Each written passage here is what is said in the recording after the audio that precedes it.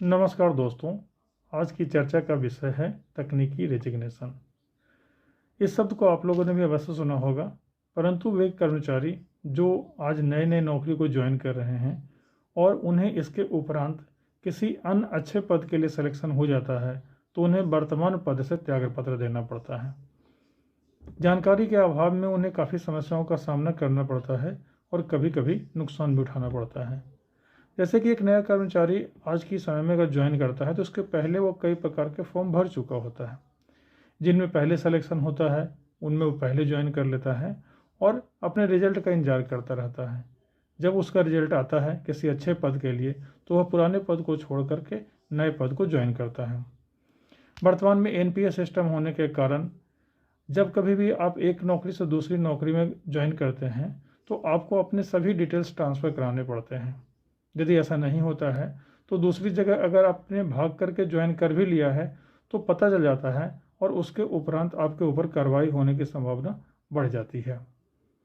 तो आज के तकनीकी त्यागपत्र के इस सेशन में हम आपको बताएंगे कि किस परिस्थिति में आपको तकनीकी त्यागपत्र लेना चाहिए, कौन सी भी परिस्थितियां हैं जिनमें आपको तकनीकी त्यागपत्र मिल सकता है और सामान्य त्यागपत्र और तकनीकी त्यागपत्र में क्या अंतर होता है। तो चलें आज के इस सेशन में तो शुरुआत करते हैं। मेरा नाम है engineer Trivendra Kumar. What is the difference between the resignation and the technical resignation?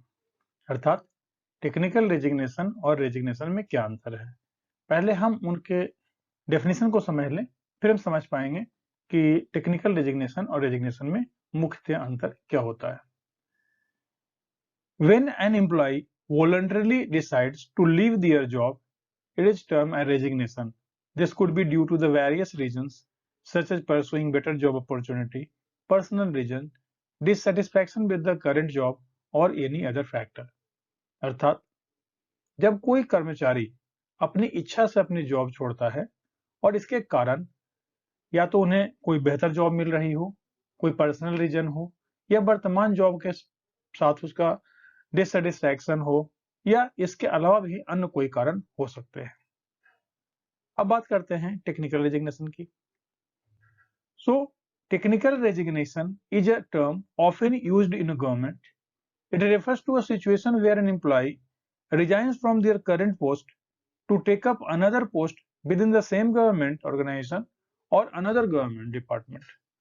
The term technical is used because the employee technically resigns from their current position, but it is not considered as a full resignation as they are still within the government system. अर्थात technical resignation में employ अपना वर्तमान पद इसलिए छोड़ता है कि उसे उसी गवर्नमेंट में या किसी अन्य गवर्नमेंट में कोई और बेहतर पद लेना होता है। यहाँ पर टेक्निकल का जो यूज किया जाता है इसका अर्थ होता है कि एम्प्लॉय ने टेक्निकली तो रिजाइन कर दिया है अपने करंट पोजीशन से, पर उसके रेजिग्नेशन को फुल रेजिग्नेशन नहीं समझा जाना चाहिए क्योंकि वह अभी भी किसी अन्य गवर्नमेंट ऑर्गेनाइजेशन में नौकरी कर रहा होता है। अब हम देखते हैं कि क्या-क्या भी प्री रिक्विजाइट्स हैं जो टेक्निकल रेजिग्नेशन पाने के लिए आवश्यक है। जैसे पहला, government servant has applied through proper channel for a post in the same और सम अदर डिपार्टमेंट, कि गवर्नमेंट सर्वेंट ने अपनी सिस्टम से अपने प्रॉपर चैनल से उस पोस्ट के लिए अप्लाई किया हो। दूसरा, on selection required to resign the previous post for the administrative reason, selection हो जाने के बाद उन्हें अगले जॉब को ज्वाइन करने के लिए पिछले जॉब से रिजाइन करना एक तकनीकी जरूरत है। फिर the resignation will be treated as a technical resignation if these conditions are met, even the word technical not mentioned while submitting his resignation. ये बहुत इंपॉर्टेंट चीज है कि अगर एम्प्लॉय ने सिर्फ रेजिग्नेशन अप्लाई किया हुआ हो लेकिन अगर वो निर्धारित नियमों को फुलफिल करता है तो उसे टेक्निकल रेजिग्नेशन दिया जाएगा, न कि रेजिग्नेशन दिया जाएगा। अर्थात उसके रेजिग्नेशन को as a technical resignation accept किया जाएगा। The benefit of past services, if otherwise admissible under rules, may be given in such cases. Technical resignation के केस में उन्हें कई प्रकार की सुविधाओं को लाभ मिलता है, जिनमें उनमें पुरानी सर्विसेज भी शामिल होती है।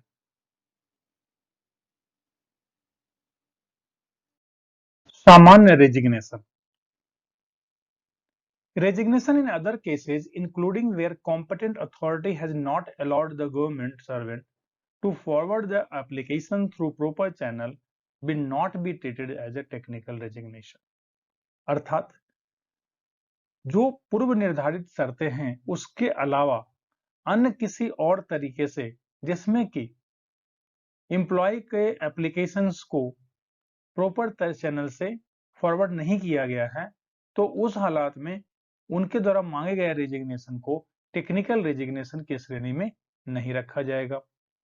जब टेक्निकल रेजिग्नेशन की श्रेणी में नहीं रखा जाएगा तो benefit of past services will not be admissible, उसको पास्ट सर्विसेज का कोई बेनिफिट उसको नहीं मिलेगा। वन मोर थिंग कि no question of benefit of a resignation being treated as a technical resignation arises in case of it being from a post held on ad hoc basis. अर्थात कोई व्यक्ति अगर एडॉक बेसिस पर नौकरी कर रहा है और वह अगर किसी रेजिग्नेशन टेक्निकल रेजिग्नेशन के अप्लाई करता है तो उस हालत में उसे एडॉक बेसिस के आधार पर जो मिलने वाले फायदे होंगे वो उसे नहीं दिए जाएंगे। अब एक विशेष कंडीशन आती है जो बिल्कुल नए कर्मचारियों के लिए बहुत ही ज्यादा जरूरी है, जो नए नए सरकारी सेवाओं को ज्वाइन कर रहे हैं। That is applied before joining.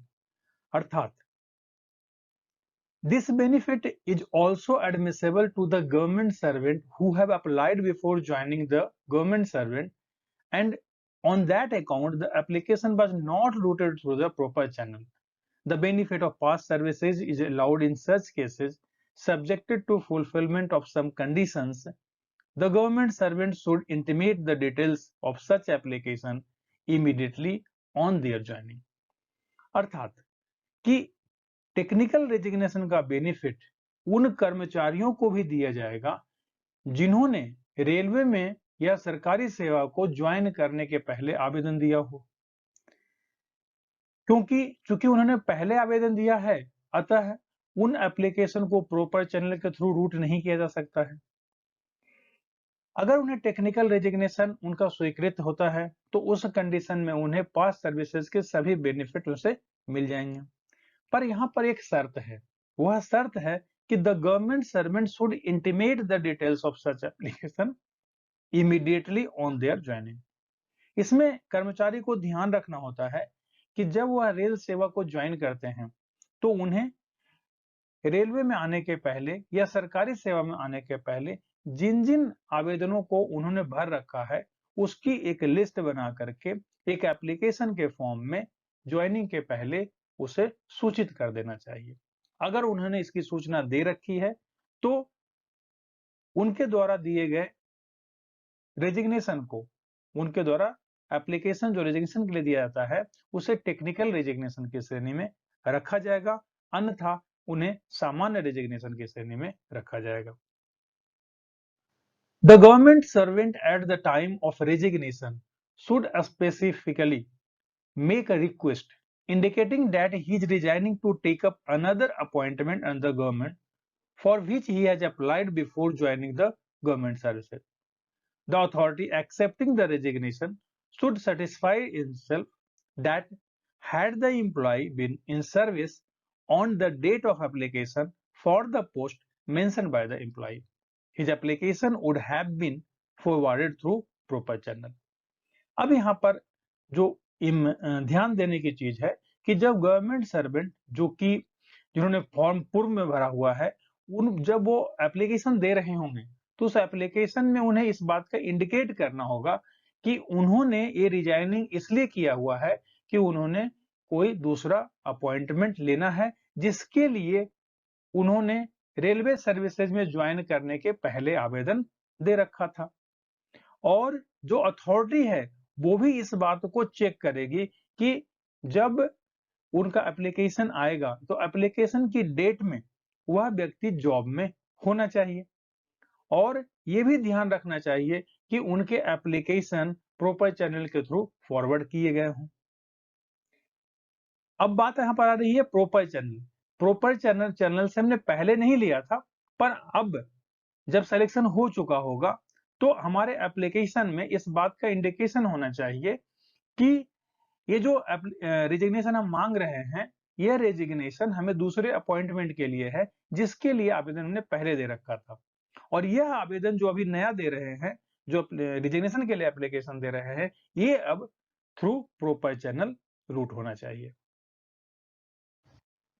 अब देखते हैं कि अगर रेजिग्नेशन हमें टेक्निकल रेजिग्नेशन के तौर पर मिलता है तो उसके क्या-क्या फायदे हो सकते हैं। तो पहला है carry forward of leave benefits. आपके जो भी लीव्स आपको जो मिल रहे थे, जो आपके अकाउंट में बचे हुए थे, उनका फायदा आपको क्या मिलने वाला है। दूसरा, कैरी फॉरवर्ड ऑफ एलटीसी। तीसरा, पे protection, eligibility of past services for reckoning of the minimum period for the grant of annual increment, GPF transfer, seniority, applicability of pension scheme, new pension scheme, transfer of service book from the parent department to the present need for medical examination, verification of character and antecedents, retention of lien for appointment in other central government offices or state government, termination of lien, where no lien shall be retained, transfer of lien, joining time पे and travelling allowance. तो जितने topic अभी आपको हमने बताए हैं, इन सभी topic का एक एक करके चर्चा करेंगे, पर इन सभी सब्जेक्ट्स में आपको टेक्निकल रेजिग्नेशन मिलने की स्थिति में आपको फायदा मिल सकता है। तो आइए सबसे पहले टॉपिक की ओर चर्चा करते हैं कि carry forward of leave benefit. Technical resignation shall not result in the lapse of leave to the credit of the government servant. अर्थात टेक्निकल रेजिग्नेशन मिलने की अवस्था में जो भी गवर्नमेंट सर्वेंट के लिए जो लीव का क्रेडिट है उसका नुकसान नहीं होगा। The balance of unutilised child care leave as well as other leave of the kind due and admissible will be carried forward. जो बचा हुआ चाइल्ड केयर लीव है, इसके साथ भी अन्य जो भी लीव जो नियमानुसार उनसे मिलते हैं, वो सभी कैरी फॉरवर्ड कर दिए जाएंगे। इन case of permanent absorption in PSU या ऑटोनोमस बॉडी और स्टेट गवर्नमेंट एक्सेट्रा, अगर परमानेंट एब्जॉर्प्शन कर दिया जाता है तो the government servant shall be granted cash equivalent of leave salary in respect of EL and HPL at his credit subjected to overall limit of the 300 days। अगर permanent observation हो सकता है तो गवर्नमेंट सर्वेंट कैश लीव के बदले में जो cash मिलता है वो लीव इनकैशमेंट करवा सकता है, जो नियमानुसार ईएल और एचपीएल के लिए दिया जाता है, जिसकी की मैक्सिमम लिमिट 300 दिन तक की होती है। नेक्स्ट टॉपिक है carry forward of LTC. Entitlement of LTC may be carried forward in case of a central government servant to join another post after having submitted technical resignation।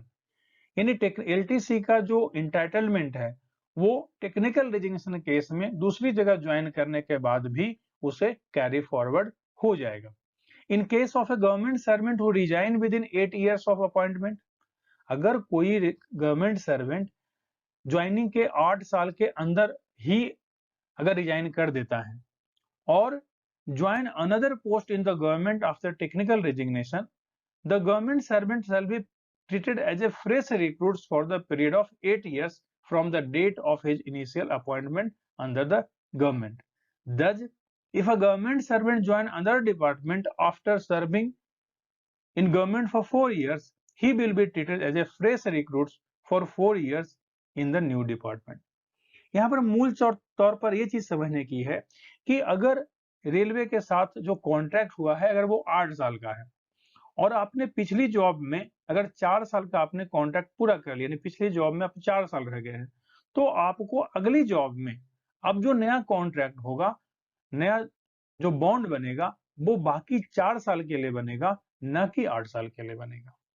तो जितने साल के लिए आपको सरकारी सेवा के लिए पिछली सर्विस में बॉन्ड किया गया था और जितने समय आपने पुरानी सर्विसेज में उस समय को आपने पूरा कर लिया है, तो बाकी बचे हुए सर्विसेज का ही आपको नए डिपार्टमेंट में फ्रेश बॉन्ड बनाया जाएगा।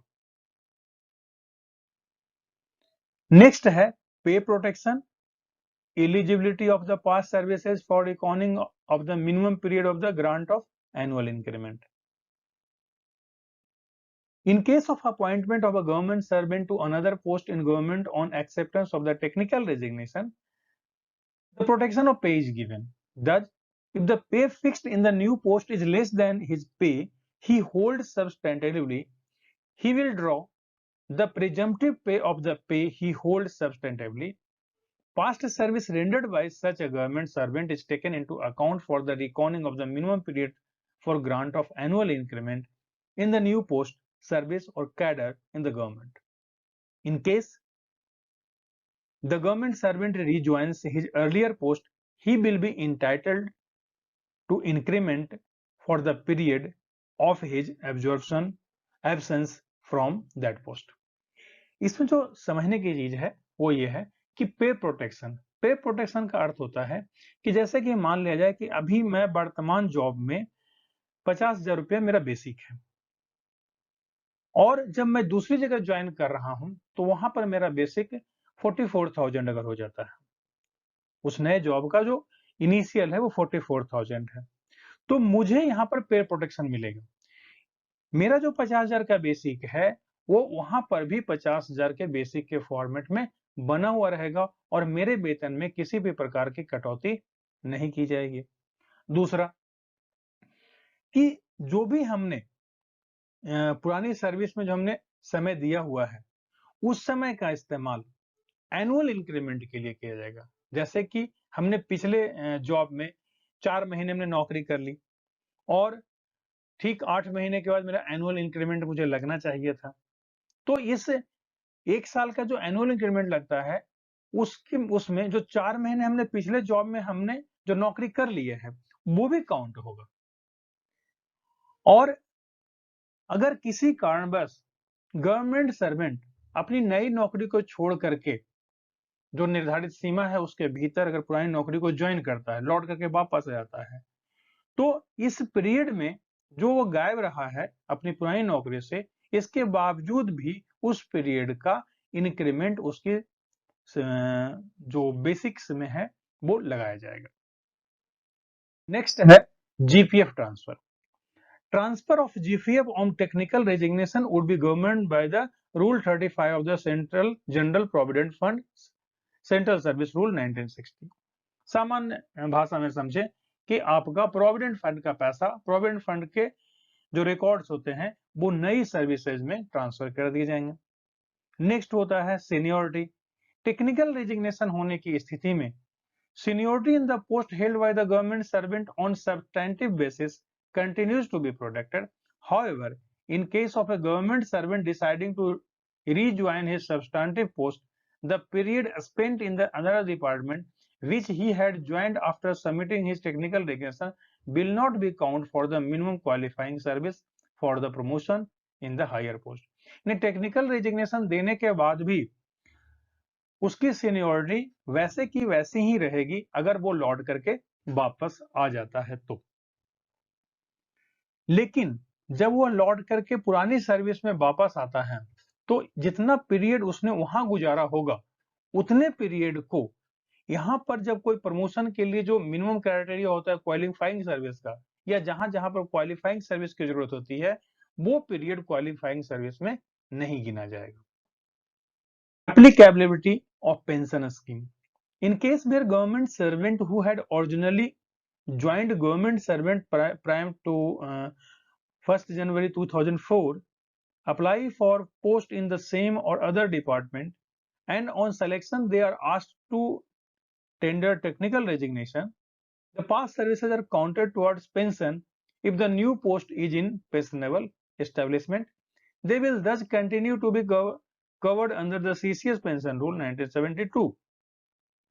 Even if they join the new post after 1 जनवरी 2004। अर्थात कोई कर्मचारी है जो 1 जनवरी 2004 के पहले सरकारी सेवा में है और 1 जनवरी 2004 के बाद वो कोई ऐसे पोस्ट के लिए आवेदन करता है जो कि 1/1/2004 का उसने आवेदन किया हो, तो वैसी स्थिति में जब वो नई नौकरी ज्वाइन करेगा तो सामान्य अवस्था में जो नई नौकरी में ज्वाइन करते हैं, जो बिल्कुल सीधे ज्वाइन करते हैं, उन्हें न्यू पेंशन स्कीम के तहत लेना पड़ेगा। पर चूंकि यहाँ पर कर्मचारी पहले से रेलवे की सेवा में था और उसे टेक्निकल रेजिग्नेशन मिला हुआ था, तो वह ओल्ड पेंशन स्कीम के तहत ही गवर्न किया जाएगा। New pension scheme. In case of technical resignation of a government servant covered under National Pension Scheme, the balance standing to their pension retirement account along with their PRAN will be carried forward to the new office. अगर वो new pension scheme में है तो technical resignation होने के cases में उनका जो एनपीएस का बैलेंस है, उनका जो प्रान नंबर है, वो सभी उनके नए ऑफिसर्स में ट्रांसफर कर दिया जाएगा। एक और बेनिफिट है कि transfer of service book from the parent department to the present department. जब व्यक्ति को टेक्निकल रेजिग्नेशन एम्प्लॉय को दिया जाता है तो उसे नई नौकरी ज्वाइन करने पर तो उसके जो पहले अपॉइंटमेंट पर जो सर्विस बुक बनी हुई है पेरेंट डिपार्टमेंट के पास में, वह अभी प्रेजेंट डिपार्टमेंट को ट्रांसफर की जाएगी जहां पर कि वो सर्व कर रहा है। Need for medical examination. जैसा कि आप समझ रहे हैं, जब कोई व्यक्ति किसी पोस्ट के लिए सेलेक्ट होता है तो उसका मेडिकल एग्जामिनेशन किया जाता है। तो in cases where a person has already been examined by a medical board in respect of his previous appointment, and if a standard of medical examination prescribed for the new post is the same, then he need not be required to undergo a fresh medical examination। अर्थात जैसे कि मान लिया कि अभी वर्तमान में कोई A3 कैटेगरी का मेडिकल होल्ड कर रहा है और उसने जो टेक्निकल रेजिग्नेशन मिला है जिस पद के लिए, वह पद भी मेडिकल उसका कैटेगरी A3 है, तो उस कंडीशन में उसे दोबारा मेडिकल करने की आवश्यकता नहीं है, उसे दोबारा मेडिकल ट्रीटमेंट के अंदर मेडिकल एग्जामिनेशन के अंदर जाने की आवश्यकता नहीं है। Verification of character and antecedents. In the case of a person who was originally employed in an office of the central government.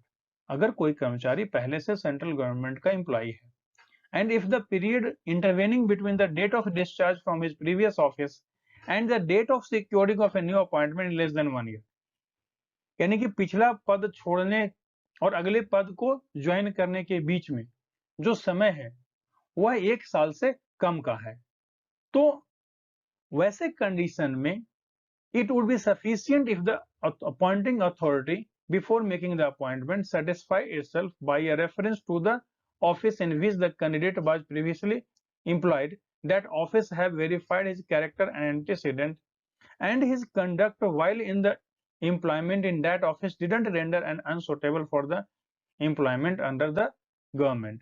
If, however, more than 1 year has elapsed after the discharge of the person from the previous office, verifications would be carried out in full force। बहुत simple में समझना है आपको कि अगर कोई कर्मचारी अपनी पुरानी जॉब को छोड़ करके नई जॉब को ज्वाइन करता है, पर जॉब को छोड़ने और नई जॉब को लेने में के बीच में अगर 1 साल से कम का अंतर होता है, तो अगर उसकी नई अपॉइंटिंग अथॉरिटी अगर चाहती है तो पुराने सर्विसेज के रिकॉर्ड के आधार पर उसका कैरेक्टर और एंटीसीडेंट का वेरिफिकेशन वो इग्नोर कर सकती है या आवश्यक नहीं मानती है। लेकिन अगर 1 साल से ज्यादा का समय हो गया है तो उसे फिर से जो नियम्स हैं वेरिफिकेशन के, जो कैरेक्टर एंटीसीडेंट्स के वेरिफिकेशन है, वो उसे कराने पड़ेंगे। Retention of lean for appointment another central government offices, state government. A permanent government servant appointed in another central government department, offices, or a state government has to resign from the parent department unless he reverts to the department within a period of 2 years or 3 years in exceptional cases. An undertaking to abide by this condition may be taken from him at the time of forwarding of his application to another department or offices. The exceptional cases may be when the government servant is not confirmed in the department offices where he has joined within a period of 2 years. In such cases, he may be permitted to retain the lien in the parent department or offices in 1 or more years. While granting such permission, a fresh undertaking similar to one indicated above may be taken from the employee. Timely action should be taken to ensure extension, reversion, resignation of the employee to their parent cadre on completion of the prescribed period of the 2 years or 3 years. In cases where employee do not respond to instruction, suitable action should be initiated against them for violating the agreement or undertaking given by them and for the termination of their lien. Adequate opportunity may, however, be given to the office. Prior to such consideration, temporary government servant will be required to severe connections with the government in the cases of the selection of outside post. No lien will be retained in such cases.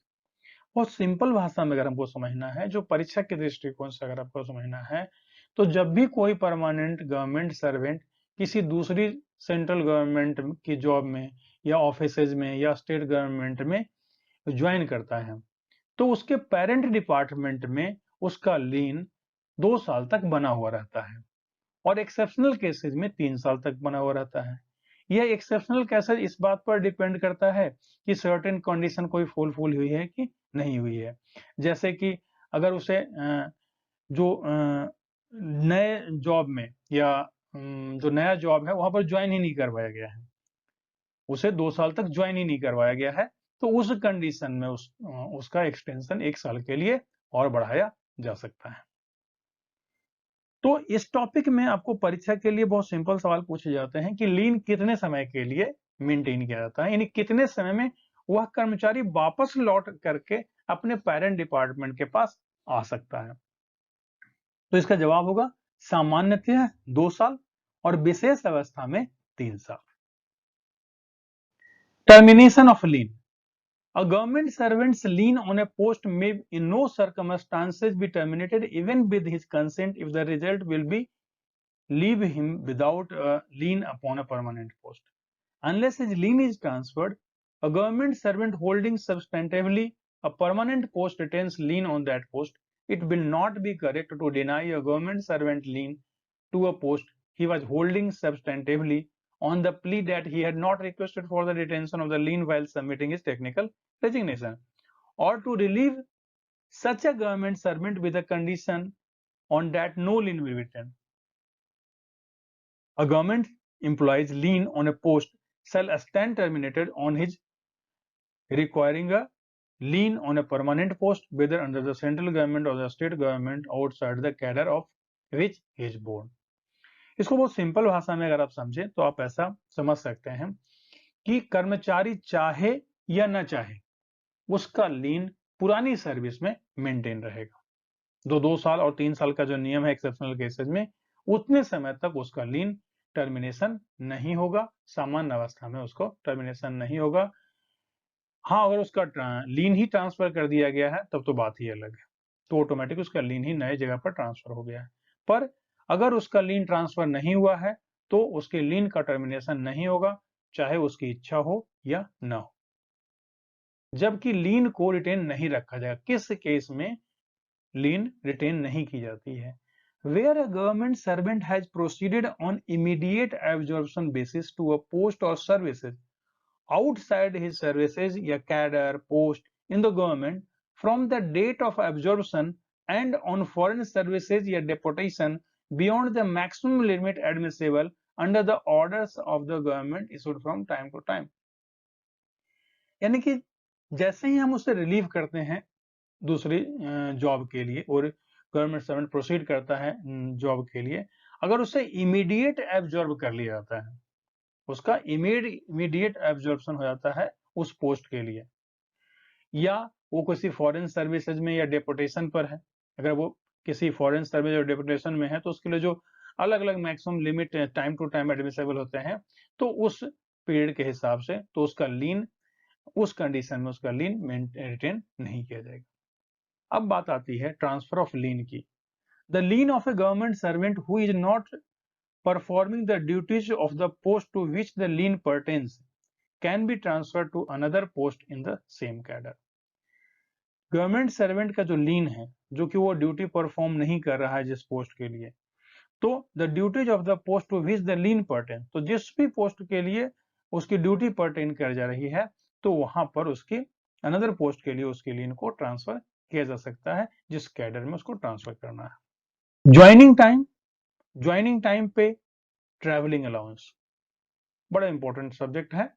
For appointment to post under the central government on result of a completion and or interview upon to government servant and the other central government employee and provisionally permanent state government employee will be entitled to joining time under the CCS joining time rule 1979. Joining time will be included as qualifying services in the new job. A government servant on joining time shall be regarded as the duty during the period and shall be entitled to be paid joining time pay equal to the pay which was drawn before the relinquishment of the charges in the old post. जब कभी भी किसी central under the central government को appoint किया जाता है on a result of a completion और interview open to the government servant, यहाँ पर ध्यान देना है कि किसी गवर्नमेंट सर्वेंट के लिए कोई इंटरव्यू ओपन की गई है या फॉर्मेलिटी जो निभाई जा रही है, उस कंडीशन में central government employ and permanent या provisionally permanent state government employ उसको ज्वाइनिंग टाइम दिया जाएगा। जब खुद गवर्नमेंट ने अगर ये ऑफर दिया हो, किसी कोई ऐसा ऑफर निकला हो जो कि गवर्नमेंट एम्प्लॉय के लिए ही ऑफर हो, जैसे आप देख रहे हैं for appointment to post under the central government on result of a completion and और interview open to the government servant. अगर किसी गवर्नमेंट सर्वेंट के लिए ही अगर वो पोस्ट ओपन किया गया था एग्जिस्टिंग गवर्नमेंट सर्वेंट के लिए, तो उस कंडीशन में जो उसे नए पोस्ट के लिए जब ज्वाइन करेंगे तो उसके लिए उन्हें ज्वाइनिंग टाइम दिया जाएगा और साथ ही साथ उन्हें ज्वाइनिंग टाइम के लिए जो पे है वो भी उससे मिलेगा। He will also be entitled to dearness allowance if any appropriate to joining time pay. In addition, he can also draw compensatory allowance like HRA as applicable to old station from which he was transferred. He shall not be allowed conveyance allowance or permanent travelling allowance. The government employee shall be entitled to transfer travelling allowance. However, temporarily central government employees with less than 3 years of regular services, continuous services, would not be entitled for transfer travelling allowance as they are not entitled joining time pay under the joining time leave. यहाँ पर जो last table आपको ध्यान रखना है कि उन temporary central government services को ये सारी सुविधाएं नहीं दी जाएगी जिनका ये 3 साल से कम का रेगुलर सर्विसेज है, क्योंकि उन्हें न तो ज्वाइनिंग टाइम मिलेगा न ज्वाइनिंग टाइम का पे मिलने वाला है, और जिन्हें मिलेगा उन्हें डियरनेस अलाउंस से मिल सकता है जिनको ज्वाइनिंग टाइम पे मिलता है, साथ ही साथ उनको HRA भी मिलेगा। हाँ, उन्हें कुछ चीजें नहीं मिलेगी, वह है कन्वीनियंस अलाउंस या परमानेंट ट्रेवलिंग अलाउंस, ये 2 चीजें उन्हें नहीं मिलेगी। अब आपने इस वीडियो को ध्यानपूर्वक देखा, अब आपने क्या समझा इसको मैं 2-3 क्वेश्चन में आपको कंफर्म करना चाहता हूं। तो आइए अपना थोड़ा टेस्ट कर लें।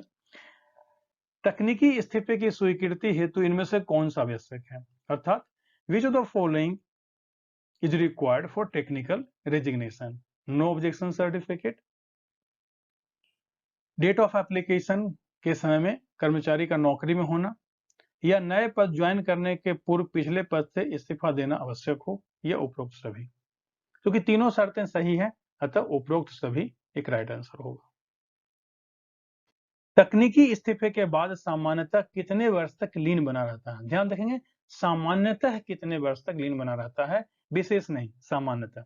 तो सामान्यतः 2 वर्ष तक लीन बना रहता है।